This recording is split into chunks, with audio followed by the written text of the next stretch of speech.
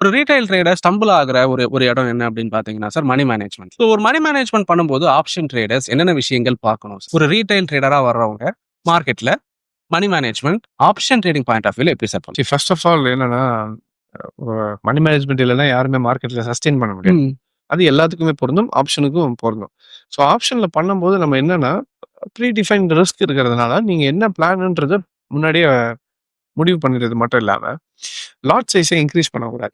இங்க நெறைய பேர் என்னன்னா, ஒரு இடத்துல லாபம் பார்த்தோனே, அடுத்த இடத்துல என்ன பண்ணுவாங்கன்னா, bulk quantities they try to increase. இது இன்க்ரீஸ் ஆகும்போது என்னன்னா, கடைசியில மார்க்கெட் ரிவர்ஸ் ஆயிடுச்சுன்னு வச்சுக்கோங்களேன், மொத்தமா லாஸ் ஆகுறதுக்கான possibilities are very high. So இந்த இடத்துல முடிஞ்ச வரைக்கும் லாட் சைஸ் இன்க்ரீஸ் பண்றத தவிர்க்கிறது இட் வில் பி பெட்டர்.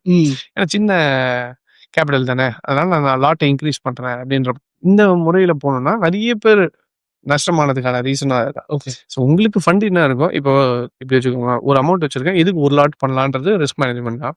அடுத்து அந்த அமௌண்ட் டபுள் ஆனதானே 2 லாட் போகணும்.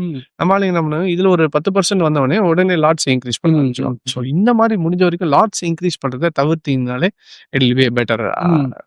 பாண்டில சஸ்டெயின் பண்றது ரொம்ப ஈஸியா இருக்கும். ஸோ லாட் இன்க்ரீஸ் பண்றது தான் முக்கியமான மணி மேனேஜ்மெண்ட்டுக்கான ரீசன். ஸோ லாட் இன்க்ரீஸ் பண்ணாம பண்ணாலே it will be better. Okay.